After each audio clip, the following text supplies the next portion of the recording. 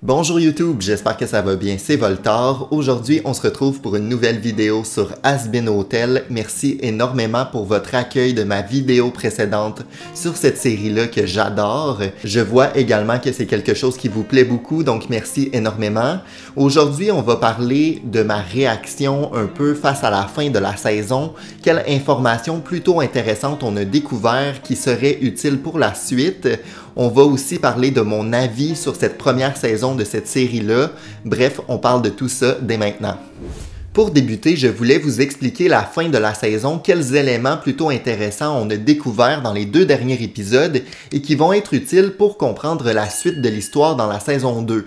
Donc j'ai quelques théories là, par rapport à ça. Pour commencer, on a donc le fait qu'il faut garder en tête que durant l'épisode 7, on a Alastor et Charlie qui ont fait un deal. Et ça, c'est plutôt intriguant puisqu'on ne sait pas ce que ce pacte-là représente pour Alastor. Charlie a décidé de faire ce pacte-là pour sauver ses amis, son hôtel.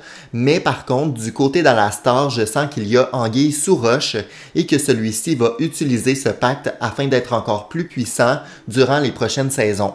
Donc je pense que celui-ci a en tête de prendre possession complètement de l'hôtel ou du moins utiliser ce pacte en sa faveur pour la suite de l'histoire. J'ai très hâte de voir pourquoi. Un autre élément important qu'il faut savoir concernant les derniers épisodes, c'est qu'en fait, on a la confirmation que l'hôtel de Charlie fonctionne. Has-Been Hotel permet réellement une rédemption. C'est le cas d'un des personnages dans le dernier épisode de la saison 1. Attention d'ailleurs, spoiler, on a donc un personnage qui se nomme Serpentius. Je crois que ça se prononce comme ça, bref, le serpent, qui finalement meurt durant l'épisode 8 et se retrouve à la fin de l'épisode au paradis. Ce qui veut dire que la rédemption de Charlie fonctionne réellement. Donc j'ai hâte de voir comment les anges vont réagir face à ce nouvel enjeu-là, comme quoi certaines personnes qui meurent en enfer vont pouvoir ainsi accéder au paradis.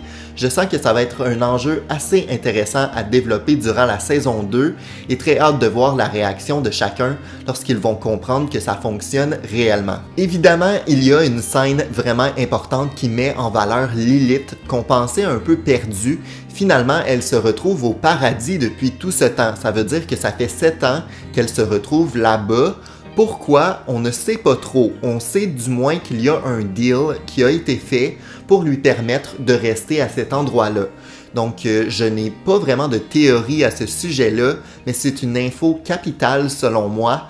Donc, dans ma tête, Lilith était en train de préparer une rébellion contre le paradis, mais ce n'était pas du tout ça. Finalement, elle fait partie un peu du groupe des anges, puisqu'elle a fait un deal avec eux pour rester là-bas plutôt que de retourner en enfer. Donc, c'est plutôt intriguant de voir quel genre de deal Lilith a fait pour pouvoir rester au paradis. Dites-moi d'ailleurs vos théories en commentaire concernant Lilith, parce que ce passage-là, cette dernière scène, était plutôt intrigante et j'ai hâte de connaître vos idées à ce sujet. Il ne faut pas aussi oublier la mort d'Adam, qui est donc cet ange-là qui était assez important durant la saison 1. Je pense que son meurtre, en fait, va avoir une importance capitale pour la suite de l'histoire. Je crois qu'en saison 2, on aura donc droit à un autre procès qui mettra en valeur, par exemple, Lucifer et Charlie pour leur acte contre les anges durant l'extermination, qui va un peu juger si c'était légitime ou non pour eux de tuer des anges comme ça pour se défendre. Donc, très hâte de voir la tournure que ça va prendre, mais j'ai l'impression que Lilith va un peu se dévoiler à travers ce procès-là pour défendre les anges et contrer un peu tout ce que Charlie essaye de bâtir. Donc, j'ai très hâte de voir cette rivalité-là durant la saison 2. En ce qui concerne mon opinion et mon avis de la série, j'ai vraiment apprécié. Premièrement, bon, au départ, c'est un peu particulier. Le temps qu'on s'habitue à l'ambiance, au design, à l'atmosphère de la série, ça prend un certain temps. Mais après 1 ou 2 épisodes, on s'habitue et on apprend à apprécier l'atmosphère de cette série-là. Mais c'est ce qui fait son charme, le fait qu'on apprend à aimer les personnages, à aimer l'ambiance, le fait que ça soit original, qu'on ait une série pour adultes, mais qui aborde aussi des sujets marquants, importants, des sujets qui sont matures, avec un côté un peu drôle, comique, mais une histoire aussi intrigante. Je trouve qu'il y a une belle balance entre tous les éléments. Il y a certaines chansons chansons qui m'ont marqué, que j'apprécie beaucoup, comme Poison, que j'écoute en boucle dans mes écouteurs dans l'autobus. Ça prouve que musicalement les chansons sont intéressantes, mais aussi qu'elles ne sont pas là simplement pour rajouter du temps à l'épisode. Je trouve que chaque chanson a son histoire à raconter et met en valeur des personnages secondaires qu'on voit un peu moins. Donc j'apprécie beaucoup le côté musical et surtout Poison que j'adore comme chanson. Je dois avouer par contre qu'une des faiblesses, c'est que certains épisodes étaient plus faibles que les autres. C'est-à-dire qu'ils étaient moins intéressants, qu'au niveau de l'histoire aussi, ça menait un peu à rien finalement dans l'épisode. Je pense à l'épisode 7 qui était assez transitoire finalement, où on apprend peu de choses. Mais bon, c'est le seul défaut que j'ai trouvé à la série, donc il faut que je le mentionne quand même. Mais globalement, j'ai apprécié à 100%. Là. J'adore, j'ai hâte de voir la suite. J'espère que ça sort bientôt. Donc très très hâte là, de découvrir ce que nous réserve Hazbin Hotel. J'ai aussi adoré les personnages, ils sont si attachants.